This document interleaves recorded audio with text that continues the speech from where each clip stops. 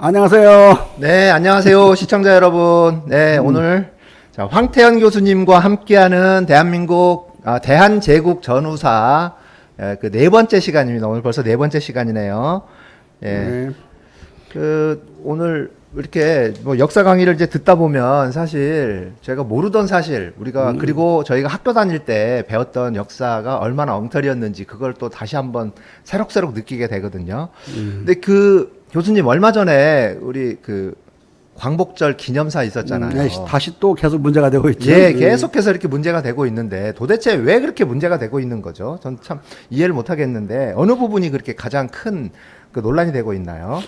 제가 보기에는 이제 원희룡이나 허은하 이런 통합당 의원들이 지적하는 바에 의하면 안익태가 친일파라는 이유로 예. 가령 애국가 그 멜로디를 네. 다 바꿔야 된다고 주장한 거. 예. 물론 8.15 기념사에서 광복절 기념사에서는 그렇게 주장하지 않았고 친일 사실만을 지적을 했었거든요. 네, 그렇죠. 예. 근데 이제 다다음 날인가 다시 특별한 그 기자회견을 자청해서 네. 김원웅 회장이 네. 안익태의 지휘하는 모습이나 그 만주 환상곡, 만주 그 경축곡을 지휘하는 모습 같은 걸 보여줘서 친일 친나치 행위를 했다 이렇게 네. 이제 하면서 그날은 애국가를 폐기해야 된다고 그랬어요. 그러니까 이제 첫날 기조와는 크게 다르지는 않지만 폐기해야 된다는 말을 직접 함으로써 네. 그날 8.15 당일날 공격을 했던 원희룡이나 이제 허은하가 애국가를 폐기해야 된단 말이냐 하는 말하고 일치하게 됐죠. 예. 그게 이제 가장 큰 문제가 되는데 그걸 이제 원희룡이 그러면은 박영호가 우리 태국기를 만들었으니까 박영호가 아주 거물 친일파가 됐으니까 예. 태극기도 폐지해야 되느냐. 예. 그리고 기미독립선언문을 쓴 최남선이 친일파가 됐으니까 예. 기미독립선언문도 폐지해야 되는 거냐. 말이 안 된다. 공과를 따져야 된다. 이렇게 얘기를 했는데 예. 그게 가장 큰 쟁점이에요. 근데 제 생각을 말씀드리면 안익태가 친일 행적을 했다는 건 맞는 거고 예. 친나치 행적도 맞는 건데 친일 매국노나 민족 반역자라고 하는 반민족 행위자 1948년 법률 그 처벌법에는 저촉되지 않아요. 경미한 친일파죠. 그런 이유로 그 우리 애국가의 그 멜로디를 폐기해야 되느냐 이제 이런 문제인데요. 뭐 솔직한 제 심정을 말씀드리면 폐기하는 게 제일 좋고. 근데 70여 년을 그걸 썼잖아요. 그러면은 그걸 폐기할 때 국민이 다시 한번 또 엄청난 혼돈에 빠질 거란 말이에요. 또 국민의 동의가 필요한 사안이에요. 왜냐하면 관습헌법이라는 것이 있거든요. 아무리 성문헌법 국가에도 서울이 서울인 것은 관습헌법입니다. 왜냐하면 900여 년 서울이니까 1000년 고도라고 그러죠. 서울을. 그래서 폐기하지 못하듯이 헌재 판결이 그렇게 나왔었고요. 성문헌법 국가에 무슨 관습헌법을 말한다는 말이냐. 그 무식한 법조인들 중에 그런 소리를 떠들고 그러는 자들이 있는데 그건 공부를 더 해야 될 사람이에요. 그 교과서에도 자기들이 고시 공부했던 교과서에도 나오는 내용이에요. 그게. 그리고 그러면은 관습헌법 국가에는 성문헌법이 없는 거냐? 다 있어요. 가령 마그나 카르타. 영국이 대표적인 관습헌법 국가죠. 그런데도 마그나 카르타는 성문법으로 돼 있어요. 그리고 왕위 계승법도 성문법으로 돼 있고 선거법도 성문법으로 돼 있거든요. 헌법 사항들인데 또 미국도 미국 헌법이 있잖아요. 미국도 영국과 마찬가지로 대표적인 관습헌법 국가고 판례에 의해서 구속력을 제일 많이 발휘하는 나라거든요. 대부분 판례가. 그럼에도 불구하고 미국 헌법은 명확히 있죠. 그 해석은 대부분이 다 늘 시대마다 달리 해왔지만 그것이 다른 말로 종합하면 성문헌법 국가락에서 관습헌법이 일부 없는 게 아니고 또 관습헌법 국가락에서 성문헌법이 없는 게 아니다. 무엇이 주도적인가로 따져서 관습헌법 국가, 성문헌법 국가라고 말할 뿐이지 있는 것이다. 그런 식으로 따지면 70여 년을 우리가 써온 안익태가 지은 그 멜로디의 국가는 노래만을 말하는 겁니다. 그 가사가 아니라 그것은 지금 관습헌법이라고 봐야 돼요. 그걸 폐기하면 위헌입니다. 그러면은 현재 헌법 개정 절차를 폐기하려면 밟아야 되겠죠. 네. 근데 그렇게 하면 제일 좋아요. 네. 근데 그게 대단히 복잡하고 절차가 복잡하고 백성들이 또 혼돈에 빠질 수 있으니까 백성들이 원하는 대로 백성의 결정에 따라야 된다. 그것은 이제 맞는 이야기인데 그게 김원웅 회장이 그 말을 했다 해서 그게 틀린 말이냐. 네. 그건 강복 회장은 계속 그거 주장을 해야 되겠죠. 저는 뭐 그것 갖고 탓하고 싶지 않은 겁니다. 다만 이제 그들이 공격할 때 박영호가 태극기를 만들었으니까 박영호가 친일파가 됐으므로 태극기를 폐기해야 된다. 그거도 이걸 비유해서 등치시키면 그건 안 되는 거라고 봅니다. 왜냐하면 박영호가 태극기를 만든 게 아니에요. 박영호는 주상, 그러니까 고종 임금이 내준 태극기를 가지고 와서 달려다가 8개로 되어 있는 태극기가 멀리서 보니까 원으로 보이니까 영국 브라운이라는 사람의 권고에 따라 4개만 남기고 나머지 남은 4개하고 나머지 4개를 제외시켜서 4개짜리 이제 태극기를 제시를 했고 브라운이 그것을 임금님한테 배를 거꾸로 한 척을 돌려보내 가지고 물어서 주상의 제가 하에서 4개 태극기가 이제 내걸리는 겁니다. 그러니까 그렇군요. 도착해서 며칠 동안 태극기를 내걸지 못해요. 주상의 명령이 떨어질 때까지 기다린 거니까. 근데 고종은 어디서 그 태극기를 이어받느냐? 정조로부터 이어받은 거예요. 그러니까 오래된 태극기입니다. 그게 다만 우리 국기로 쓸 것인가 말 것인가는 고종이 결정한 거예요. 거기서 자기 이 사람이 기와사략이라고 하는 당시 이제 갑신정변의 사제사로 갔다가 이제 오면서 자기 전체 과정을 일기로 쓴 게 있는데 그게 이제 사화기략이라는 책이에요. 거기에도 주상께서 태극기를 내주시면서 거기에 도착하면 내거를 하겠다. 그 규절이 나옵니다. 네. 근데 다시 이병도 그 친일파가 그 박영호를 일제 때 1930년 후반경에 찾아가서 학생 때 물어요. 어떻게 태극기는 된 겁니까? 그러니까 박영호가 다시 주상께서 태극기를 내주셨다 그래요. 그러면 누가 태극기를 만든 겁니까? 적어도 정조 아니면 고종이 만들었고 확실한 것은 고종이 우리나라 국기로 결정한 거예요. 네, 대한제국. 아니 대한제국 전이에요. 대한제국 네, 전이에요. 아까 갑신정변 예. 1884년경이니까 85년에 가게 되니까. 그런데 문제는 그 문제는 박영호가 친일파가 되더라도 우리 태극기는 그 친일파의 더러운 피를 또는 더러운 터치를 안 받은 거예요. 네. 그거하고 비교하면 안 되죠. 네. 그런 비교를 하면서 막 깔아 뭉개는 거죠. 그 다음에 또 뭘 들었냐면 김희독립선언서를 친일파인 그 친구가 썼으니까. 예. 근데 최남선이가 그거 쓸 때는 아직 친일파 아니었어요. 네. 친일적인 정서는 다분한 상황이었죠. 그래서 대한독립선언서를 쓰라니까 못 쓰겠다 하고 조선독립선언서 왔다 갔다 하다가 김희독립선언서로 이제 됐다는 말씀을 한번 드렸었는데 그래서 그 사람이 쓸 당시에는 친일파가 아니었는데 또 안익태가 우리 애국가를 지을 때도 그때는 대단히 애국적인 사람이었어요. 그리고 코리아 환상곡 지을 때도 마찬가지고 코리아 환상곡은 다른 곡들도 그 안에 많이 전으로 붙지만 중심은 다시 애국가가 후렴으로 반복되거든요.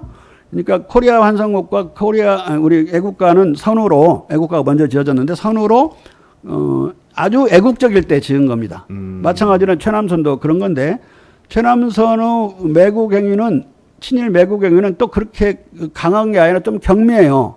그런 정도고 무슨 다른 사람들처럼 천황폐하의 황군으로서 나아가서 사쿠라처럼 죽어라 이런 강연 같은 건 한 건 내가 못 봤고 근데 김희독립 선언서가 원래 그런 식으로 타협으로 나온 산물이기 때문에 그 자체 이미 그 안에서 조정이 된 거고 그거 없어질 문제는 아니고 그렇다고 김희독립 선언문이 3.1운동과 관련해서 그런 태극기의 위상을 갖거나 애국가의 위상을 갖는 게 아니에요. 별 볼 없는 문서에 지나지 않습니다.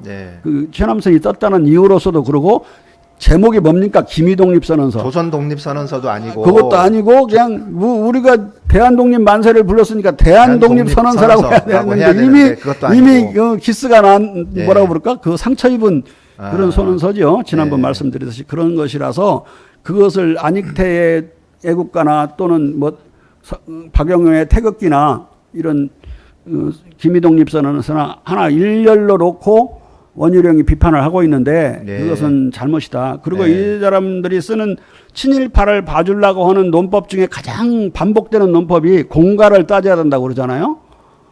그러니까 뭐 같은 백선엽도 공이 있고 공도 가가 있고. 크고 네. 가도 있는데 공이 더 크니까 봐주자. 또 이 사람들도 다 공가가 있는 것이다. 그러면서 이제 역사를 편가르게 하지 마라 이런 말을 하면서 친일파를 봐주려는 이제 논리를 피죠. 반복해서 그렇게 말을 해요. 그런데 제가 보기에는 그 논리는 대단히 위험하다고 생각합니다. 그게 우리의 정체성과 관계되는 문제 다음에 공가를 따지는 것이지 우리 네. 정체성을 부정해버리는 자의 어떤 공을 들어서 그 정체성 부정을 하는 그 매국 행위를 그걸로 덮을 수 있다고 생각하면 안 돼요. 뭐 쉽게 말하면 자기 동네에 어떤 짜장면 만드는 놈이 있는데요. 그놈이 전국에서 짜장면 제일 맛있게 만드는 놈이야. 근데 그놈이 자기 아버지를 욕하고 두들겨 패고 거꾸로 때리고 뭐 그 다리도 분지러뜨리고 막 그러는 놈이에요.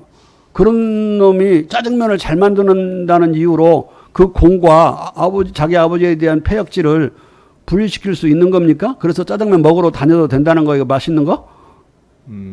그거나 마찬가지야. 아무리 그가 공이 많더라도 사해질 수 있는 죄가가 있는 거고 그런 민족을 반역한 것은 어떤 공을 저질렀어도 그건 봐줄 수가 없는 겁니다. 다만 그 죄적이 민족 반역의 죄적이 경미하냐 중하냐 이걸 우리가 따지는 것이지 그것을 다른 일을 잘해가지고 그 덮을 수 있는 건 아닙니다. 그럼 반드시 혹시 용서해 줄 수는 있는 거예요. 덮지는 못하는 거라고. 용서해 주더라도 그 죄적은 분명히 말을 해줘야 돼요. 다만 이제 세 번째 중요한 대목이 친일파를 내내 하다가 애국자가 된 놈이 좀 더 괜찮은 건지 계속 애국을 하다가 안중근 동생 안공문처럼 아주 악질 친일파가 되는 게 괜찮은 사람인지 어떤 게 더 괜찮은 사람이 우리 이 작가는?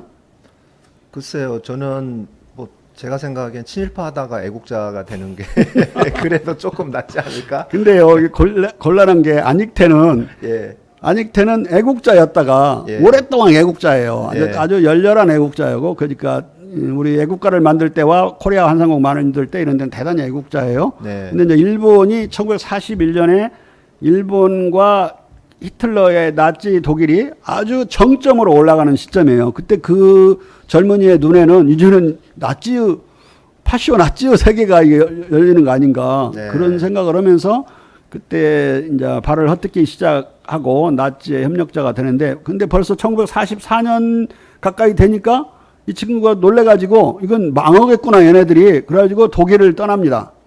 그리고 스페인으로 가버려요. 아, 그렇군요. 그러니까 그 나치 행각을 한 시간은 상당히 짧은 편이에요. 친나치 행각을 한 거. 그 다음에는 이제 소리 없이 사는데 예. 해방이 되고 나서는 다시 애국자가 됩니다. 그럼 전체를 쭉 그리면 아주 열렬한 애국자였다가 친나치 추적자였다가 행적. 그 다음에는 이제 다시 애국자가 돼요. 해방 이후에 애국자라는 거는 어떤 기준? 네, 돌아와서 이제 우리 애국적인 그 애국가도 연주도 하고 아주 네. 이제 해방된 조국에 나머지 시간을 다 바치거든요. 네. 그러니까 또 이승만의 이제 총애도 받고 이제 많이 그래요. 뭐 그거 이제 매국 행위는 없으니까 애국 행위라고 우리가 봐주면 애국 행위한 자는 어떻게 평가해야 되죠? 글쎄요. 그래서 제가 말씀드린 것은 김원웅 회장의 말은 맞지만 상황은 상당히 복잡하다. 사실 따지면 김원웅 회장의 비판을 그대로 실현하면 정말 클리어하고 깨끗한 그런 애국가가 되겠지만 그렇지 않은 어떤 헌법 개정을 해야 될 문제, 안익태의 죄적이 네. 상당히 왔다 갔다 하는 측면이 있다. 이렇게 전반적으로 이해를 하면 그렇게 상황을 단순화해서 볼 수 없다는 생각 정도는 우리 시청자 여러분들이 할 수 있지 않을까. 그러니까 국민적인 합의가 있어야 된다는 그렇죠. 말씀이신 거죠? 있어야 예. 이제 헌법 개정을 해야 그 애국가는 예. 바꾸는 거니까. 예. 우리 그 서울 못 옮기는 거나 예. 어느 날 갑자기 우리나라 앞으로 한국말 쓰지 말고 우리나라 국어는 영어다. 그러면 그건 탄핵감이에요. 어떤 교육부 장관이 그렇게 한다면. 아이, 그건 말도 그건 안 우리 헌법에 규정할 것도 없이 우리 국어는 한국어예요. 마찬가지로 우리나라 국화는 무궁화입니다. 네. 그건 헌법에 규정할 필요 없을 만큼 명확한 거라서 규정을 하지 않은 것이지 프랑스 헌법은 전부 규정해놨어요.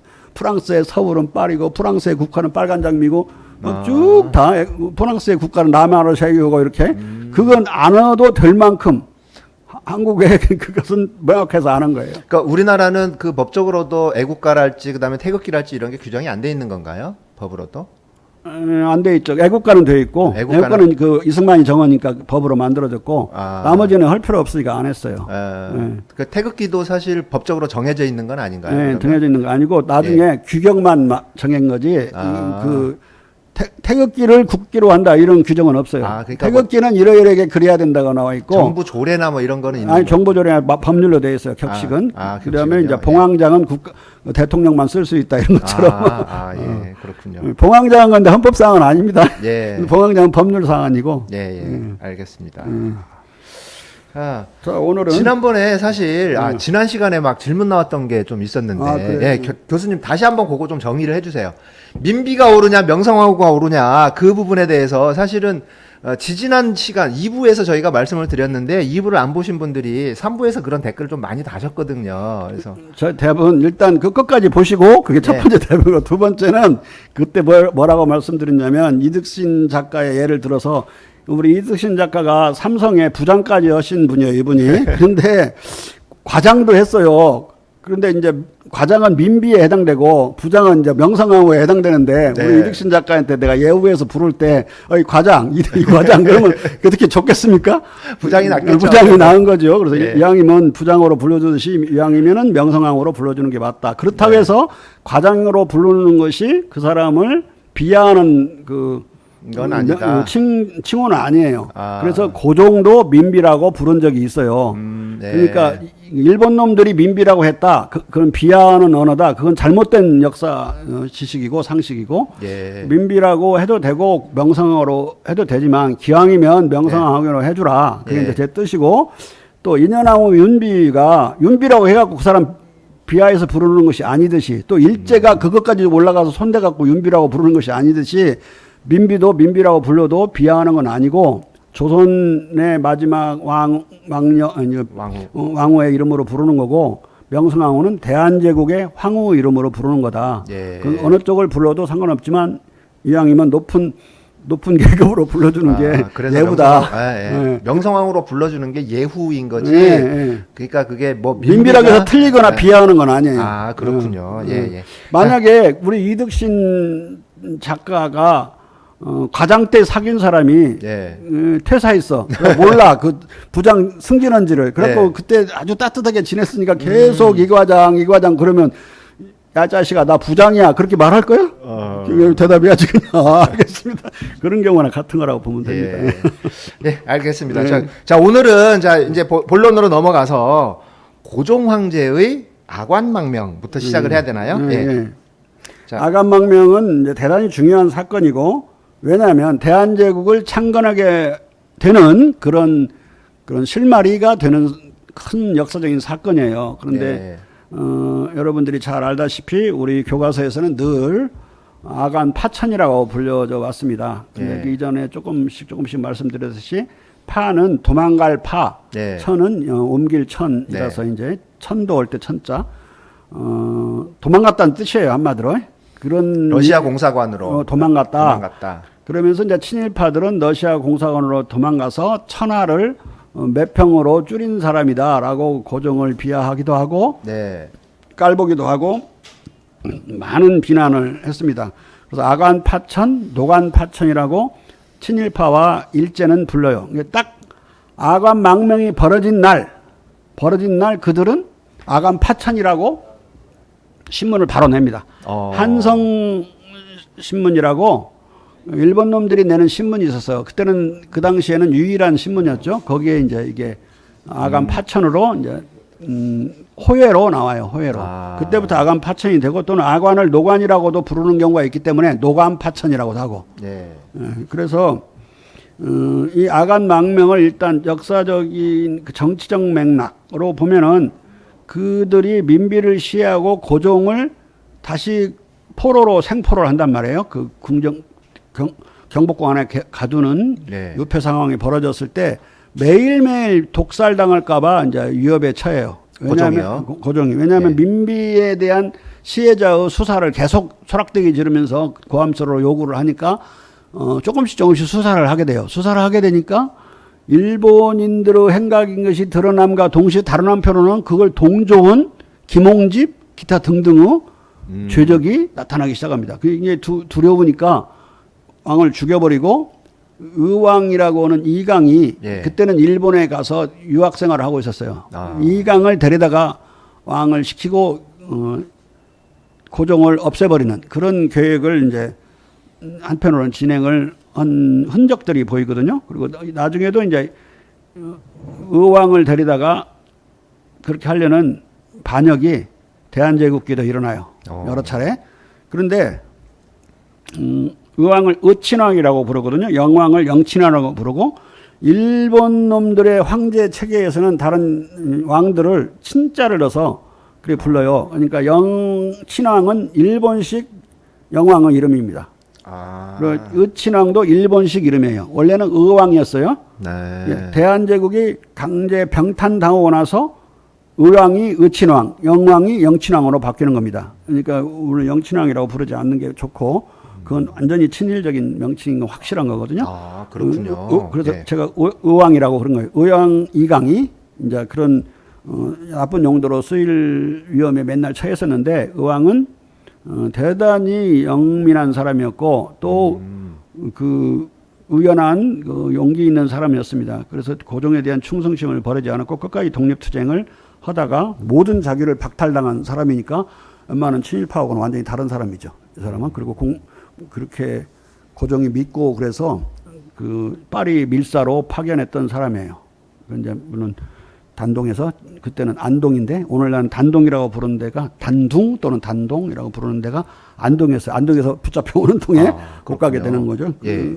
그렇지만 아무튼 이런 위기 속에서 죽음의 위기 속에서 탈출을 해가지고 러시아 공간에다가 새로운 정부를 이제 수립하는데 그 어떻게 보면 대혁명이 난 거죠. 정권이 뒤집혀가지고 친일 정권이 교류 정권이 몰락하고 새로운 정권이 들어섰으니까 그것을 그래서 망명이라고 불러야 된다. 망명은 영어로는 어사일럼을 파인딩했다 또는 파인딩 어사일럼, 게팅 더 어사일럼이라고 그러는데 비호권을 얻었다. 그 말이 그냥 우리가 망명했다 하는 말과 같아요. 망명이라는 말은 망명권이라는 말은 국제법에는 없는 말이고 다 어사일럼, 비호권이라고 되어 있어요. 근데 예. 우리가 신문이나 일반 저널리즘에는 망명이라고 하고 역사에서도 망명이라고 합니다. 그래서 이 망명권을 얻으려면 즉 비호권을 얻으려면 그 나라 얻으려고 망명을 하는 그 나라의 최고 국가 원수의 허가를 얻어야 돼요. 특히 이런 정도의 거대한 망명의 경우에는. 그래서 정확하게 물밑 외교를 통해서 고종은 니콜라이 러시아 황제의 망명권을 얻습니다. 망명권을 얻어서 간 것이지 뭐 지나가다 도망 들어간 것도 아니고 두세 달 적어도 2달 이상의 그런 배후 외교를 통해서 망명권을 확보하고 러시아 공간으로 이동하게 되고 러시아 황제의 명령에 의해서 150여 명의 러시아 수병은 바다에서 싸우는 군대인데 네. 그 수군이 육군이 돼가지고 러시아 공간에 파견돼요. 파견된 바로 그 다음 날 새벽에 고종이 이동하는 겁니다. 2월 11일 날. 그런데 그 작전 계획이나 이런 것들을 보면 아주 치밀하게 되어 있는데 제물포에서 내려가지고 이 친구들이 바랴크 까레스키 이름도 한국호예요.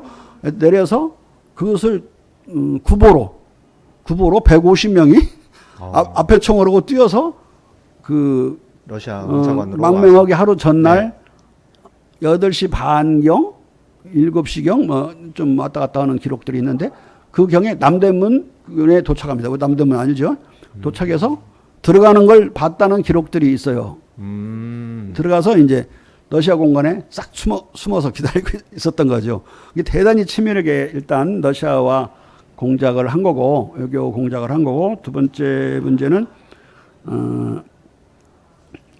이걸 하기 위해서 약 1,500명 정도의 소위 훈련대라고는 우리나라 병장들인데 일본 놈들이 기른 친일 괴뢰 부대가 훈련대였어요. 훈련대가 서울과 경복궁을 수비를 하고 있는 거예요. 경비를 쓰고 있으니까 못 나가게 할 게 아닙니까? 걸리면 안 되는 거죠.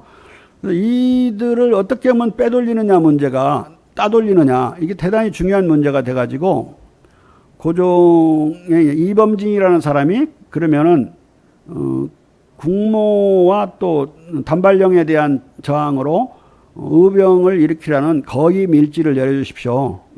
의병을 일으키라는 명령을 지난번에도 말씀드렸지만 거의 밀지라고 그랬죠. 예. 그 거의 밀명을 전국적으로 발해요. 이제 이범진 등이 이제 전국에 뿌리게 되죠. 그러면서 전국적으로 유인석 등 많은 최익현 등이 이제 의병을 일으키게 됩니다. 의병을 일으키니까 춘천에서 특히 강하게 일어나고 원주에서도 일어나고 제천에서도 일어나고 그러니까 이제 가까운 데부터 이들이 토벌하기 위해서 훈련대의 반절 정도, 그냥 600명 정도가 지방으로 파견이 돼요. 그러니까 어떻게 되느냐, 외곽 수비를 하고 궁궐 수비를 해야 되니까 얘네들이 잠을 못 자고 계속, 그 이전에는 하루에 한 10시간 근무했다면 이제 막 14시간 이렇게 근무를 하는 식이 되죠. 병력이 부족하니까. 이게 지쳐요. 이 병력들이 지쳐가, 이 훈련대 애들이. 그 다음에 이제 망명하기 일주일 전까지 약 한 2주 전부터 계속 그 나인들이 그 행차하는 예. 수레를 타고 다니면서 계속 드나들어요. 그래갖고 충돌을 계속 빚어. 그 경비 쓰는 녀석들하고. 왜 위병들하고 충돌을 빚냐면 자꾸 열어보는데 여자가 타 있는데 열어보고 그러다가 나중에 자꾸 여자가 삿대질고 싸우고 이제 나인들이 그래가지고, 그러면 여성이 탄 여성 마차는, 여성 가마는 견문하지 않는 걸로 일주일 전에 합의를 봅니다. 일주일 전에. 그다음부터는 일주일 전부터는 계속, 후부터는 이제 여성 마차는 그냥 드나들어요. 2인승이었어요. 가마가. 2인승. 누구와 합의를 했다는 거죠? 위병들하고 그 나인들 사이. 예. 근데 그것도 다 전술과 작전이었어요. 그리고 이제 2월 11일 새벽 7시에 2월 10일 날 8시 9시경에 러시아 수군은 150여 명이 공간으로 들어갔다고 그랬죠. 그러니까 이제 방어할 수 있는. 한 번 일찍이 하려다가 고종이 안 가요. 왜? 거기에 보니까 15명 정도밖에 러시아군이 없는 거예요. 그건 일본군을 막아낼 수가 없기 때문에 그걸 옛날에 당해본 적도 있고, 일본군이 부족한 상태에서 청나라군이 많았을 때 일본군이 일본 공간에서 갇혀가지고 못 나오는 사태가 벌어지고 큰 낭패를 당한 적이 있다는 걸 알고 있기 때문에 병력이 적었을 때 안 가요. 그러다 미루어서 병력을 요구하니까 이제 니콜라이 2세가 특별 명령으로 150명 온 거예요. 이게 위기 질서를 밟아서 올라간 게 아니라, 그러니까 바로 러시아 공사에 의해서 러시아 외무성에서 러시아 황제에게 바로 연결되면서 병력이 오게 된 겁니다. 그러니까 그걸 확인하고 또 그 세 번째 조치로 무슨 일을 하냐면은, 네 번째 조치로, 가마가 드나들 수 있게 만든 게 세 번째 조치고, 네 번째 조치로는 전국에 있는 보부상을 서울로 불러들입니다. 그러니까 훈련대의 병력과 보부상의 그 장정의 힘이 거의 엇비슷한 상황을 만들어요. 그날 당일날, 11일 날 아침에, 11일 날 하루 전부터 장정들은 올라와 있는 거예요. 보부상들이.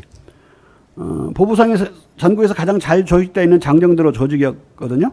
보부상은 대단히 늘 임금에 대해서는 존왕적인 입장을 취하고 있었고, 그게 이제 네 번째 조치고, 7월 11일 날 7시에 나올 때는 가마 2대가 나오는데 2인승이라고 아까 말씀드렸죠. 앞에는 나인이 타고, 뒤에는 임금이 타요. 그리고 또 다른 거 하나도 앞에는 나인이 타고 그 다음 뒤에는 왕세자가 타요. 그리고 두 대가 무사히 나와요. 어디로 나오느냐? 광화문을 마주보고 섰을 때 왼쪽으로 가면은 효자동 쪽에 영추문이라고 있어요. 반대편은 영춘문이고 이쪽은 영추문인데 영추문을 통과합니다. 무사히.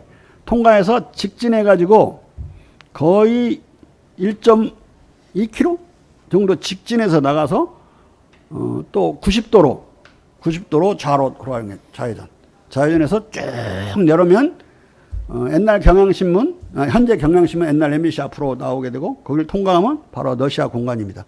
그렇게 해서 아간 망명이 7시에 시작돼서 8시가 되기 전에 완료가 됩니다. 완료가 돼서 바로 이제 고종이 제일 먼저 한 게 새로운 정부를 수립을 하는 명령을 내립니다. 명령을 내리고 두 번째가 망명 즉시 김홍집 등을 체포하라는 이제 명령을 또 내려요. 근데 김홍집과 정병아 뭐 이런 친구들이 잡혀오다가 순경에 의해서 잡혀오다가 성난 군중에게 저지당해가지고 돌로 맞아 죽어버려요. 거기서 이제 한 녀석은 도망가서 일본 그 경복궁 앞에 한 3개 중대의 일본 병사들이 주둔하고 있었고 그들이 이제 바로 그 병영을 치고 있는데 그리로 6.1준이 뛰어들어가요. 그러고 6.1준이 살고 일본 망명을 하게 되고 지난번 말씀드린 것처럼 그렇게 민비 욕을 하는 영어로 글을 쓰게 됩니다. 그런데 거기서 이제 두 사람이 맞아 죽는데 김홍집과 정병아가 맞아 죽어요. 네? 여기서 그 자리에서 맞아 죽어요. 자리에서. 그리고 그것을 막 시체를 끌어다가 광화문 내거리에 매달아 놓고 맨날 며칠을 욕을 보입니다. 이 서울 시민들이. 예. 그걸 이제 고종이 전해 듣고 이제 야사는 천토다, 하늘의 토벌이다 이런 말을 했다고 그러는데 고종은 잡아다가 재판을 해서 정식으로 그들을 처벌하려고 그랬어요. 다른 김윤식 같은 그런 내각의 장관들을 처벌한 것 보면 대단히 사실 경미했거든요. 왜냐하면 제주도 유배 보내는 정도로 했으니까 그들은 아마 뭐 몇 년 정도 살고 나왔을 텐데 백성들은 이제 분노해서 때려 죽여버린 거죠. 그러면은 그 당시 이 고종을 감금하고 있었던 김홍집 4차 내각에 대한 백성들이 감정이 어떤 것이었는지 판단이 어떤 것이었는지가 드러나죠. 그렇죠. 완전히 괴뢰 정부로 일제 괴뢰 정부로 알고 있었던 거예요. 그러니까 외당 정부라고 했다는 거죠. 그래서 저는 늘 그 당시 우리 국민이 어떻게 평가했는가가 가장 중요한 역사 기술의 평가 기준이 된다. 그러니까 김홍집 내각 자체가 우리 국민들은 당시에 외당 정부로 이제 계속 비친 거예요. 그래서 뭐 자기의 역사관을 집어넣거나 정치학자의 이데올로기를 집어넣거나 무슨 철학을 집어넣으면 안 되는 거예요. 가령 뭐 자기가 막스주의 철학을 갖고 있으니까 막스주의 철학으로 역사를 재판한다 그래서도 안 되고 또 자기가 뭐 우익적인 막스 베버의 어떤 그 사회학적 뭐 가치관을 가지고 있으니까 가치 중립적으로 판단한다 그것도 말도 안 되는 거예요. 국민은 정확하게 가치를 바탕으로 판단하고 있는 거죠. 그런 공감대 속에서. 그래서 민심이란 공감대를 말하는 것이고, 물론 민심이 하나가 아니고 갈라질 수도 있지만 늘 다수 민심은 있잖아요. 그렇죠. 그래서 그 다수 민심에 따라 판단을 해야 된다. 그래서 그걸 제가 한번 국민사관이라고 하는 말씀을 드렸는데 민족사관도 위험하다고 그랬어요. 민족사관은 박정희 같은 자들도 정당화 해버립니다. 국내 문제는 상관 안 해. 민족은 국민의 대외적인 측면이기 때문에 대외적으로 뭐 강하고 다른 나라를 누를 수 있으면 좋아하는 사람들 많거든요. 그런 민족주의의 위험성은 제국주의에서 가장 적나라하게 드러나죠. 힘이 강한 나라가 대외적으로 자기 나라 잘난 척할 때 민족주의적인 것은 제국주의로 나타난다 그랬는데, 근데 자기 내부의 권위주의적인 정부나 독재 정부가 들어서는 걸 오히려 정당화하는 경험도 있고, 옛날에 국사편찬위원장 이아무개 이런 사람들은 그러다가 거꾸로 박아무개 국회의원한테 나는 국사편찬위원장인 줄 알았더니 독재편찬위원장이네. 그래가지고 박정희 정당화하다가 근데 엄청난 민족 사관을 갖고 있는 사람인데 그런 오류를 범할 수가 있습니다. 네. 대외적이고 대내적인 측면을 다 볼 수 있으려면 국민의 관점을 중시하는 국민사관에서 봐야 된다. 그 관점이 봤을 때 이들은 친일 괴뢰 내각으로 백성들이 당시에 평가하고 있었다. 다른 의견이 있을 수가 없어요, 여기서요. 그런데 고종은 왜 내가 이걸 망명이라고 부르느냐, 그리고 그걸 국내 망명정부라고 부르느냐.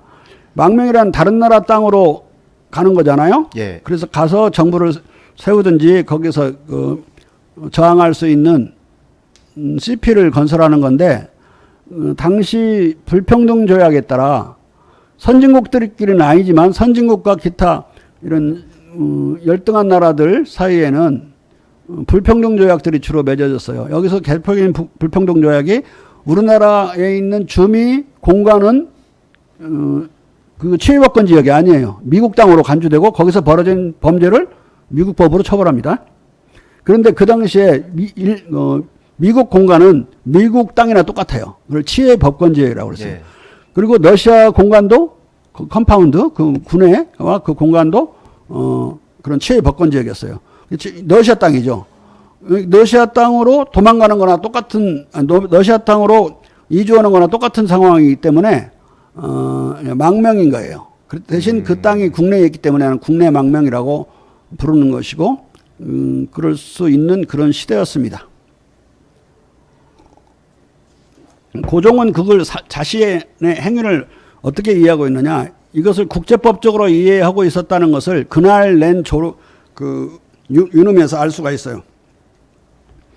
고종은 망명 이틀 후, 여기 지금 제가 보내드리는 글을 보시면, 자료화면에, 당시, 고종은 망명 이틀 후 유념으로 외국에 이행한 예로 권위를 용하여, 여기서 이행은 이자는 이미 기자나 같습니다. 그래서 기행이나 같은 그 사례로, 그런 용례로 또는 예에 따라서 권위를 용하여, 그 말은 편의롭게 사용하고 이용한다는 뜻이에요. 현재 우리말로 번역하면 외국에서 이미 행해져 온 국제 관례를 임시 방편으로 이용하여 러시아 공간에 잠어했다. 잠시 이어했다. 왕이 이어를 해서 살았다. 정주했다. 이런 뜻이에요. 그런데 여기에 이제 역괴난당의 흉모위기에 음흉한 의도가 뭐든 나를 철저히 가로막고 엎드려 있게 있다. 이 말은 여기서 역대난당의 흉계위계는 음흉한 의도 이런 게 뭐냐면 자기를 죽이려고 했던 이야기를 이렇게 써놓은 거예요. 독사를 하려고 했던 것들을. 그러니까 목숨을 부지하기도 힘든 상황에서 이제 해외로는 못 가고 러시아 공간으로 망명할 수밖에 없었어요. 그런데 여기서 외국에 이행한 예로, 이 말은 무슨 말이냐? 국제법에 따라 했다는 이야기예요. 국제법에 따라. 당시 국제법이요. 고종은 당시 이제 만민공법, 오늘날은 국제법이라고 부르는 만민공법상의 비호권, 즉 망명권, right of asylum을 정확히 알고 이를 활용했다고 말하고 있고, 또는 몽진이나 파천이라는 단어를 쓰지 않고 잠시 와서 내가 머무른다는 용어를 쓰고 있다. 이게 주목해야 돼요. 근데 어떤 국사학자도 이걸 주목하지 않아요. 이게 국제법을 이용해서 내가 갔다는 소리를 하지 않으면 도망간 파천이 되는 겁니다. 근데 이 국제법상의 권리를 이용해서 그 권리를 니콜라이 2세와 외교적인 협상을 통해서 획득해가지고 그쪽으로 간 겁니다. 서양인들은 이 사건을 이제 뭐라고 일제히 보도를 했냐면, 써놓고 어디로 공간으로 띄우거나, 아니, 공간에서 자기들 외무성으로 본국으로 타전하거나, 또는 그들이 지은 책 또는 잡지에서는 to find royal asylum 또는 secure royal asylum, 왕이 망명하셨다, 또는 took residence, 주어를 얻었다, 또는 왕의 bold and another successful move, 과감하고 전적으로 성공적인 2차 등으로 기록을 하고 있습니다. 그리고 러시아 사로는 페레예즈드 깨레빠, 왕의 이어, 또 그 다음 다른 거에는 프레베젤리스트벤느이 페레보로트, 이건 변동한다는 소리, 정치적인 대변동. 그러니까 혁명이 난 걸로 쓴 거예요. 그러니까 이동원 것을 중시하는 게 아니라 정권이 바뀐 것에다 초점을 맞춰놓고 쓰는 거죠. 네. 아간 파천 문제가 아니라 정권이 교체됐다. 이런 뜻으로 썼습니다. 그리고 이제 우리 고종실록에는 이제 정식으로 아관 이여 또는 아관 이필주어 또는 아관 이차로 기록하고 있습니다. 어디에도 아관 파천이란 말은 없어요. 네. 네? 공식적인 영어에도 기록에는... 없고 러시아 말에도 없고 우리 공식 기록에도 없어요. 네. 그날 유놈에도 잠어라고 그랬지 뭐 파천이란 말 쓰지 않았어요. 네.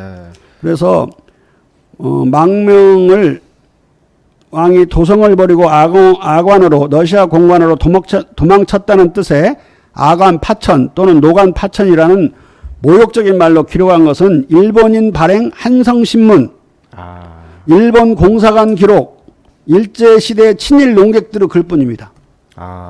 근데 왜 친일파들이나 일본 놈들이 쓴 글로 쓴 말, 용어로 우리나라 역사책이 써져 있는지 이건 통탄에 맞지 않을 일이에요. 그러네요. 네. 네? 얼마나 스스로 공부를 못하고 역사 연구를 안 했으면 또는 자존심이 없었으면 이런 식의 용어를 쓰겠습니까? 그렇죠. 그래서 내가 아간 망명이라는 것을 원래 기록대로 또는 먼 뜻대로 복원을 해주는 겁니다. 망명을 한 뒤에는 싸우려고 간 것이고 아간 파천이라고 그러면 도망가갖고 네. 어디 숨으려고 간 것이지 싸우려고 간 건 아니란 말이에요. 그렇죠. 예. 망명을 하면 망명정부가 들어서는 거지. 당연히 아관 망명정부가 들어서게 됩니다. 그 망명정부 명의로 김홍집과 그 내각을 잡아들이라는 명을 내렸던 거예요. 그러네요. 예. 우리 사전의 의미는 임금이 도성을 떠나 딴 곳으로 도주의 난을 피하는 것 또는 지방으로 도주하는 난을 피하는 것을 파천이라고 이제 하거든요. 네. 그런데 개념적으로 의미론적으로 봐더라도 고성은 도성을 떠난 것이 아니라 도성에 그냥 러시아 공간에 있었을 뿐이고 도성을 떠난 적이 없습니다. 그래서 파천은 사실과도 부합되지 않는 말이죠. 도망갔다는 비어로 쓴다는 말도 부합되지 않지만 도성에 왕이 계셨던 거예요. 그냥 남의 땅이었지만. 그렇죠. 예. 이후 아간 망명 이후에는 이제 러시아의 발언권이 훨씬 세졌겠죠. 그리고 러시아가 적극적인 이제 개입이 이루어지면서 한반도에서 러시아와 일본의 세력 균형이 이룩됨으로써 외적 세력이 약화돼 가지고 일시적으로 약화돼서 이 틈을 타서 고종이 대한제국을 건국을 하는 겁니다. 근데 대한제국을 어느 날 갑자기 뭐 선포하면 대한제국이 되는 게 아니고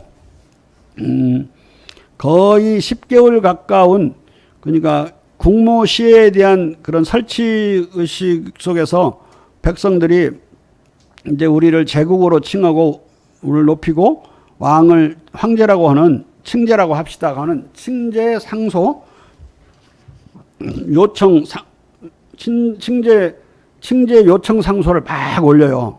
10개월 동안 칭제 요청 상소라고 상소 운동이라고 그러는데 10개월 동안 한 뒤에 10월에 다음에 97년 10월에 대한제국을 선포합니다. 근데 어디로 이제 그때는 가장 큰 이제 논제가 또는 시사거리가 왕이 빨리 외국 공간에 있지 말고 환궁하셔야 된다. 궁으로 돌아와야 된다라고 사태 파악을 못하는 선비들이 지방에서 많이 올라가고 계속 그런 환궁 데모를 했어요. 광화문에서도 하고 어디 시청 앞에서도 하고 계속 했어요.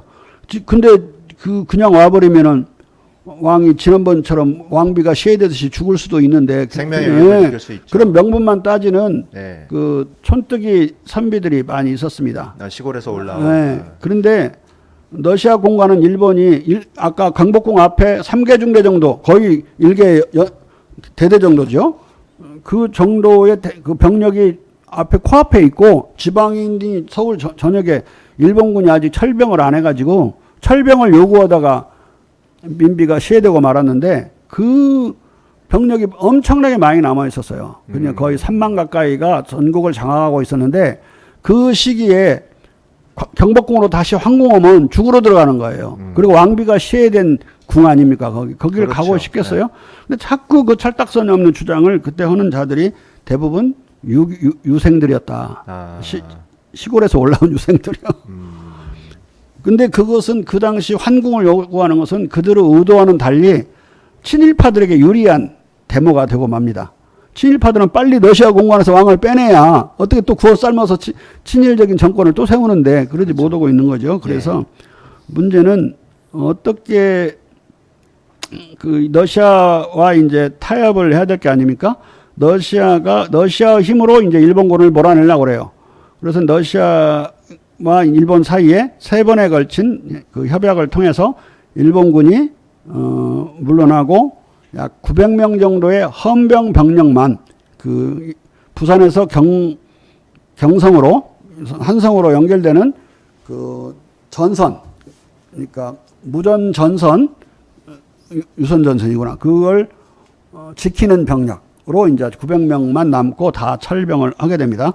그러니까 한국이 조금씩 해방이 됨과 동시에 문제는 남아있는 병력이라도 만약에 고종이 황궁했을 때 침입에 들으면 친일 군대밖에 없는 마당에 위험하잖아요. 그리고 그 친일 병력 훈련대들이 믿을 수 없는 군대인데도 고종은 적대하지 않고 러시아 공간을 그들이 두 겹으로 호위를 하는데 한 겹은 이제 러시아 군인들이 하고 다른 바깥에 그 선에서는 이제 훈련대 애들이 와서 하는데 충성을 맹세를 해요. 그들은 뭘 모르는 사람들이라 자기들이 경복궁을 그렇게 지키고 있고 또 우리 의병들을 지나보는 게 임금에 대한 충성인 줄 알고 했던 자들이라 그게 아니란다 그러니까 이제 쉽사리 바뀌었는데 그래도 그 장교들은 친일 행각이 너무 세서 믿을 수 없는 군대라 고종은 두 가지를 생각하는 거예요. 자기가 돌아가서 안전하려면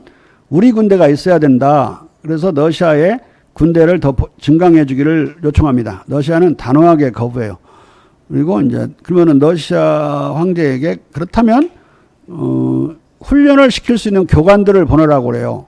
한 1개 중대 정도를. 그러니까 또 그것도 거부하고 15명의 교관을 보냅니다. 15명 전후로 이제 들락날락 하는데 그리고 두 번째 뭘 요구하냐면 과연 다시 일본군의 궁궐 공격, 범궐이 있을 때 러시아의 병사들이 고종을 지켜줄 수 있는지에 대한 확답을 계속 요구합니다. 러시아는 끝내 확답을 않고 그 민영환이가 러시아 황제의 대관식, 니콜라이 2세의 대관식에 참여했는데 그때 이제 황제를 봤을 때도 즉답을 않고 그 자기 담당 장군을 만나봐라 이런 식으로 해서 피해가는데 나중에는 이제 어떤 말까지 얻어내냐면 만약에 왕비가 시해됐을 때 웨버 베베르 영어로는 웨버 러시아 말로는 베베르 대사가 왕궁에 자기 참사관 등을 대동하고 들어갔었다. 만약에 군대가 있었으면 군대를 몰고 들어갔을 것이다. 당신이 환궁을 하더라도 그런 문제가 또 외변이 발생하면 지금은 군대가 와 있으니까 군대를 데려가지 않겠느냐. 그 말은 이제 간접적으로 러시아 병사가 그 수호하는 역할을 보호하는 역할을 할 수 있다. 그 간접적인 말을 들어요. 그러면서 이제 아주 어렵게 말하자면 민영환은 그걸 갔다 와서 러시아의 태도에 미온적인 태도에 너무 실망한 나머지 반노로 변해요. 반러시아로. 네. 그리고 친일화 돼버립니다. 그리고 친일화 돼가지고 안 들어와요. 거의 1년 이상 안 들어와요. 고종이 너 만약에 안 들어오면 엄벌에 처하겠다는 협박 명령을 받고야 들어와서 계속 친일화 행각을 합니다. 민영환이. 친일화 행각을 하는데 한 2, 3년 가까이 그렇게 해요. 그 뒤에 고종이 이제 데리다가 그래도 남아있는 뛰어난 사람 중에 이제 이 민영환을 버릴 수 없어서 다시 쓰게 되는데 아무튼 그 러시아로부터 환궁했을 때 그 궁궐이 보호받을 수 있다는 간접적인 확답을 얻었고 러시아의 교관에 의해서 우리 왕의 군대를 육성을 한다. 이제 약한 거죠. 15명의 교관이 오는 거죠. 그래서 15명 교관이 오게 됩니다. 그래서 15명 교관에 의해서 병력이 우리 병사들이 애국 장교와 애국 병사들이 길러질 때까지 시간이 필요하잖아요. 그게 이제 한 10개월, 1년 가요. 그래서 1000명의 군대를 고종의 왕의 군대를 이끌고 환궁을 어디로 하느냐? 경복궁으로 하는 게 아니라 우리가 알고 있는 현재 덕수궁으로 하게 됩니다. 덕수궁과 러시아 공관은 앞뒤로 연결되어 있어서 가까운 거리라 거기서 문제가 있을 때 러시아 병력들이 출동하기가 쉽다고 생각을 한 거예요. 그리고 그건 서로 합의한 거고. 그런데 역사학자들은 고종이 문제가 생겼을 때 도망가기가 빠르니까 그렇게 했다 이렇게 그러는데 고종이 왕이 아무리 빨리 도망가도 그렇게 냅다 뛸 수 있겠어요? 그렇죠. 그게 아니라 냅다 뛰어서 러시아 병사들이 도달할 수 있는 거리가 거기에 짧아서 만약에 빠른 속도로 걸으면 경복궁과 러시아 공관은 약 3, 40분 걸려요. 근데 뛰면은 뭐 20분 정도로 줄어들 텐데 덕수궁은 그야말로 5분 거리에 있는 거죠. 그렇죠. 그래서 그 러시아 공간이 망명지인데 확장된 망명지라고 할 수 있는 데가 이 덕수궁이었습니다. 근데 만약에 러시아 병사들이 없고 일본군이 가득 차버린다. 그러면 그 확장된 망명지는 없어져 버리죠. 그렇죠? 그리고 그렇죠. 러시아가 네. 보장을 안 해주는 경우는 그렇죠. 러시아 공간이 없어져 버리면은 네. 여기는 고립된 이제 네. 포로 상황이 다시 빠지는 거니까 네. 러시아 공간보다는 더 위태로운 공간이었어요. 근데 그것을 모르고 계속 환궁만 외치니까 엄격히 따지면 환궁이 아니라 그냥 환어하신 거죠. 원래 궁으로 돌아간 것이 환궁이라면 여기는 원래 궁이 아니라 그냥 덕수궁으로 간 거예요. 이런 이제 그 세세한 걸 말씀드리면 이렇게 된 거예요. 네. 여기 관련해서 혹시 또 우리 이 작가가 시비를 거실 것이 있으면 아니요. 네. 제가 무식해서 시비를 걸 수 있는 것도 아니고 그리고 저는 역사를 처음부터 다시 배우는 것 같은 느낌이 들어요. 지금 교수님과 함께 이제 이 프로그램을 진행하면서 네. 제가 과거에 배웠던 역사가 얼마나 엉터리였고 엉터리였다는 생각이 정말 많이 들거든요. 일단 뭐 용어부터 그렇고 고종의 역할이나 이런 부분들 과거에는 굉장히 무능한 고종의 모습을 저희가 그렇게 배웠거든요. 학교에서는. 근데 지금은 무능한 고종의 모습보다는 굉장히 어떻게 하면 외세로부터 벗어날 수 있을까라는 것을 굉장히 많이 고민했던 고종이었던 것 같은 느낌이 좀 듭니다. 고종이 최후의 일가까지 목숨이 독살당할 위협까지 몰리던 궁지에서 예. 건곤 일척의 반격을 가한 게 아간망명입니다. 네. 그래서 친일 괴뢰 정부가 하루아침에 무너졌지 그들을 잡아들이는 명령을 내릴 수 있는 권력을 얻게 됐잖아요.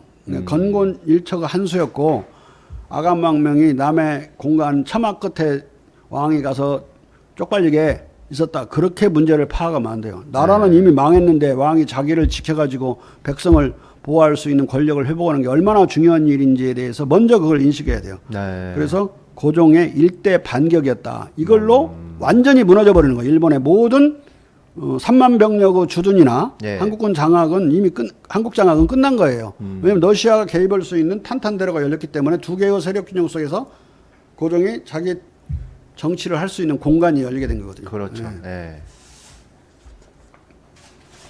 그러네요. 그래서 이제 이 말씀을 다시 우리 자료 화면을 좀 띄워주시면 네. 고종은 너일 세력균형 체제를 이용 대한제국을 창건하고 본격적인 독립투쟁을 개시한다. 이제 이런 뜻이 이제 되는 겁니다. 그런데 여기서 좀 일반적인 말씀을 좀 드려야 되겠는데 한 나라가 있으려면은 3대 안보 조건이 있어요. 그건 대한제국만이 아니라 뭐 북한이든 남한이든 전 세계 어느 나라든 3대 안보 조건이 있는데 그게 뭐냐면 첫 번째는 권위로운 국론 통일 기제입니다. 두 번째는 첨단 무력. 세 번째는 적절한 동맹이에요.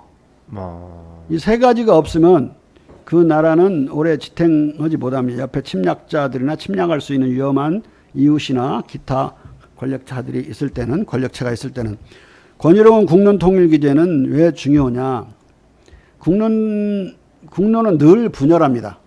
그리고 분열을 해야만 다중의 지혜를 모을 수 있는 기회가 생기죠. 그래서 많은 세력들에 의해서 다양한 의견들이 나와서 서로 뭐 화합도 하고 갈등도 하는데 대부분 갈등을 해요.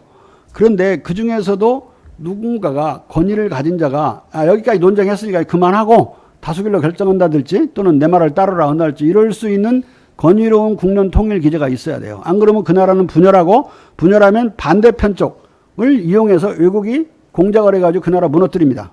쉽사리 무너뜨려요. 고구려가 어떻게 망하는가 보세요. 형제간에 싸울 때 그걸 거꾸로 파고들어서 당나라가 무너뜨려 버리죠. 그렇죠. 다 그런 식으로 쉽사리 무너뜨릴 수가 있어요. 그러니까 권위로운 국론 통일 기제가 있어야 된다. 권위로운 국론 통일 기제는 뭐 진실로도 만들어지고 거짓말로도 만들어질 수 있는데 가장 대표적으로 거짓말로 만들어진 국론 통일 기제는 북한의 김정은 체제, 김 체제예요. 뭐 자기들이 제일 잘 산다는 거짓말을 하고 있고 외부의 정보는 못 들어오게 만들어 놓고 있는데 뭐 논쟁이 있을 수 있고 서로 이견이 있을 수 있지만 김정은 위원장이 한마디 하면 싹 통일해 버리죠.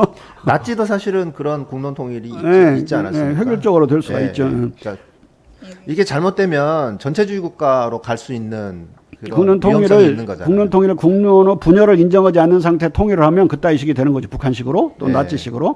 근데 자유로운 언론의 자유를 준 다음에 적절한 시점에 그걸 통일하는 기제가 네. 민주적일 때 가장 강해요. 그렇죠. 근데 네. 가령 우리나라 엄청 싸우고 여야 간에 이렇게 싸워서 우리 이제 어떤 일반 정치 별로 싫어하는 사람들은 여의도 놈들 너무 싸워서 싹 그냥 잘라버렸으면 좋겠다고 그냥 그러는 사람도 있고 월급을 한 푼도 안 줘야 안 싸운다고 그러는 사람도 있고 그런데 민주주의는 싸워야 되고 싸우지 않으면 월급을 오히려 안 줘야 돼요.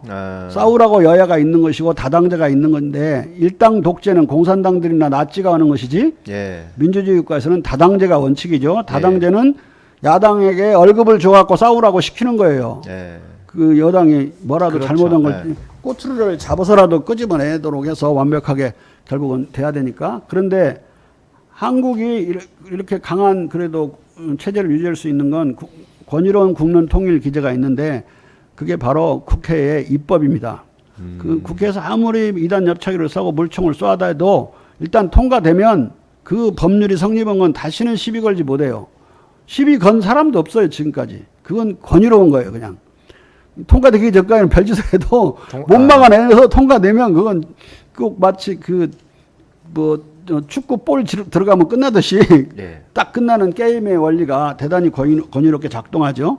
미국도 미국의 여야당의 싸움은 한국보다 더 격렬하고 치열합니다. 우리는 예산안을 통과 안 시켜가지고 말하자면 뭐 수돗물이 안 나온달지 국회에 또는 정부에서 못 온달지 그런 적이 없어요. 또 우리는 법률상 만약 예산을 통과시키지 않으면 전년에 대비해서 예산을 집행한다 또 그런 법률도 있어서 법률 통과 안 시키면 야당이 더 손해인 상황인데 결국은. 근데 미국은 그런 법률도 없어요. 그러니까 3개월까지도 막 통과가 안 되고 근데 그들은 이제 겨울에 이제 그 시즌이 시작되잖아요. 예. 그러니까 1월달, 2월달 이런 때 워싱턴이 무지하게 춥습니다. 근데 난방이 끊어져 버려요. 연방정부 건물에 예산이 없어서 단난방, 단수 막 이렇게 돼서 전기도 끊어지고 그런 적이 지난번에도 있었고 또 클린턴 때에도 있었어요. 그럴 정도로 여야가 치열하게 싸웁니다. 그런데 법률이 통과되면 이제 논쟁을 멈추고 그 법은 작동하는 거죠. 네. 그래서 권위로운 국론 통일 기제가 있어야 된다. 물론 통일 기제가 있어야 한다는 말은 분열이 있다는 이야기죠. 분열이 전제된 상태에서 이제 통일을 해낼 수 있는 그래서 한 번 통일되면 아무 말도 못할 수 있게 만들 권위가 있는 기제가 있어야 돼요. 그게 이제 국회일 수도 있고 김정은처럼 독재자일 수도 있지만 아무튼 있어야 되는 거죠. 네. 그다음에 두 번째는 첨단 무력이 있어야 돼요. 첨단 무력이 없어가지고 우금치에서 우리 동학군이 네. 일본군 그 열 몇 자루의 기관단총 게이틀링에 의해서 엄청나게 죽었잖아요. 그러니까 군대가 있는 걸로 중요한 게 아니라 첨단 무력을 갖춘 군대, 신식 군대, 첨단 무력 군대가 있어야 되는 거죠. 첨단 무기를 갖춘, 그러니까 가장 신식의 무기를 갖춘 군대가 있어야 돼요. 군대가 있어야 된다. 근데 이게 잘못되면 사실 이런 것도 어떻게 보면 군국주의화로 갈 수 있는 위험성이 있지 않나요? 나라를 방어할 정도로 갖는 것하고 네, 다른 군국주의로 나라를 가는 것과. 침략하려고 그 군대를 키우는 것하고는 이제 성격이 네. 다르니까 그 네. 논쟁이 딴 데로 가게 돼요. 아, 예, 일단 알겠습니다. 첨단 무력을 가져야 된다. 네. 낡은 그런 화승총 같은 거 갖고 있으면 안 된다. 네. 그리고 지금은 뭐예요? 북한이 왜 있을 수 있어요? 북한이 존재하는 첨단 이유요? 무력으로 볼 때. 북한이 그래도 국방력을 갖고 있기 때문에 그런 거 아니에요? 국방력 아무 의미도 없어 그거. 네. 싸우면 다 져 우리한테. 네, 우리한테는 다 지죠, 뭐 어차피. 핵무기 핵무기 때문에. 첨단 무력을 첨단 갖고 무력. 있기 때문에 그렇군요. 미국이 네. 그걸 무시를 못하고 정상회담을 해야 되니 안 해야 되니 온갖 머리를 싸내는 거죠. 그러니까 앞에 권유리원 지금 북한이 존재하는 이유를 생각해 보라요. 첫 번째, 권유리원 국론 통일 기제가 있죠. 예. 거짓말로 쌓았던 뭐를 쌓았던 건설된 거예요. 그 두 번째는 첨단 무력 핵을 가지고 있어요. 네. 그러니까 핵을 절대 포기하지 않겠죠. 나라가 네. 망하니까. 네. 나라라기보다는 사실상 김정은 정권이 망하는 거죠. 체제가 붕괴될 수 힘스 레짐이 망하는 거예요. 만약 네. 없으면. 그 절대 포기하지 않을 거라고 봐야 되고. 세 번째는 적절한 동맹이에요. 그러니까 이 말을 하니까 어떤 사람이 그러더라고요. 이 동맹 없이 혼자서 있는 게 독립이지 동맹 맺고 있는 게 독립이냐고. 그래서 내가 반문하기를 그러면 미국같이 슈퍼파워는 동맹이 필요 없는데 왜 전 세계에 동맹을 그렇게 깔아놓고 있냐고. 친구가 없는 사람은 자기를 지킬 수 없듯이 적어도 아무리 강한 그런 니바야단 같이 막강한 교수도 네. 교수 같은 사람도 잠도 자고 아플 때도 있고 그래서 잠잘 때 누군가 지켜줘야 되고 잠자는 데다가 만약에 귀에다가 끓는 물 한 방울 넣어버리면 죽어버리죠. 아무리 교수라도. 예? 네. 근데 그걸 지켜줄 수 있는 믿을 만한 사람이 있는 것이 친구잖아요. 동맹을 가져야 된다. 여기서 그냥 동맹이 아니라 적절한 동맹이라고 한 것은 우리나라와 국경을 맞대지 않은 먼 데 있는 강국이어야 돼요. 강국만 또 안 되고 강국이 가까이 있을 때는 강국이 가까운 데 있을 때는 우리나라 땅을 넘보게 됩니다. 그래서 자기 땅으로 만들라는 그런 중국의 종속국이 우리가 될 수밖에 없었던 오랜 세월도 가까운 나라와 우리가 영구 동맹을 맺었던 거예요. 근데 비대칭 영구 동맹이죠. 근데 비대칭 영구 동맹마저 깨져버리니까 일본 놈이 청일전쟁에 의해서 잘라버렸잖아요. 그러니까 자르는 일이 한반도를 먹는 일본의 첫걸음이라고 일본 놈들은 생각한 거예요. 이 비대칭이라는 종속관계만이 아니라 문제는 동맹관계예요. 영구동맹. 근데 영구동맹이 없어져 버리니까 조선은 홀로 남게 되면서 아주 위험해진 거예요. 네. 그러면은 일본하고 동맹 맺어도 안 되죠. 당시로서는 이제 중국도 사실 다시 맺는 것도 의미가 없고 강국도 아니니까 문제는 러시아하고 밖에는 선택할 여지가 없었어요. 러시아와 국경을 조금 맞대고 있죠. 근데 러시아는 그렇게 고정이 틀린 것은 아닌 게 지난번에도 말씀드렸듯이 러시아는 한국에 대한 영토적 야욕이 없었다. 그 내부 문서를 지금 오늘날 봐도 여기를 무해 중립지역으로 남아있기만을 바랬어요. 근데 당시 선택할 수 있는 건 멀리 있는 강대국은 미국과 영국, 프랑스, 뭐 독일 이런 건데 독일어는 너무 돌아서 와야 되니까 멀고 프랑스나 이제 이런 데가 월남까지 와 있으니까 가까운데 프랑스는 러시아와 같은 패였어요. 같은 연합국이었고, 그다음에 영국은 이미 일본하고 많이 동맹 관계에 들어가고 있었고, 1902년에 영일동맹이 맺어져 버리고 말죠. 그리고 미국도 결국은 일본 편이었고, 이미 일본으로 기울어져 있었어요. 그러니까 아무리 애를 쓰고 고종황제가 사활을 걸고 영국과 미국을 잡으려고 애를 써요. 특사도 여러 번 파견하고. 근데 미국은 등을 돌리고 한국을 끝내버리고, 대한제국기에는 아예 루즈벨트는 발로 걷어차버립니다. 그랬군요. 일본어 아가리에 차 넣어버려요. 그러니까 이제 그건 우리 한미 수호 조약의 1조를 위반한 거예요. 우리가 상대방이 서로 누군가 어려울 때는 서로 도와주기로 했는데 도와주기는커녕 등을 떠밀어서 일본의 아가리에 집어넣었으니까 위배한 건데 그건 별도 문제고 아무튼 적절한 동맹을 잡아야 되는 상황이었습니다. 그래서 고종은 자기 자신의 권위를 높이지 않고는 국론은 통일될 수 없다고 봤어요. 그래서 자기 자신의 지위를 높이는 걸로 황제 지위를 지위로 끌어올려서 도전할 수 없는 국내적 권위를 확보하려고 그럽니다. 두 번째, 첨단 무력은 신식 군대를 기르려고 사활을 걸어요. 1000명을 가지고 경복궁으로 덕수궁으로 이제 환호했죠. 네. 세 번째는 러시아를 동맹을 잡으려고 애를 써요. 근데 러시아가 엄청나게 뺀질돼요. 이게 일본이 무서워가지고 직접적으로 너무 깊이 들어가려고 하지를 않습니다.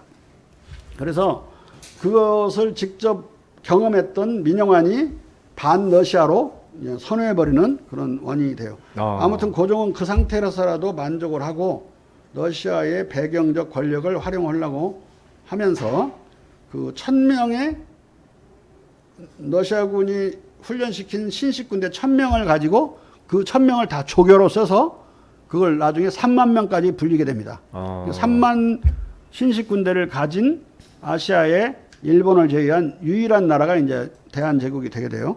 여기까지 이제 오늘 하고 다음 시간은 대한제국이 건국되는 그런 과정을 하려고 그러는데요. 그래서 고종은 이때부터 1904년 2월 4일 갑진회란 발발까지 8년간 명실상부한 왕권을 처음으로 행사합니다. 행사해서 건의로운 국론 통일 기제로 군림하게 돼요.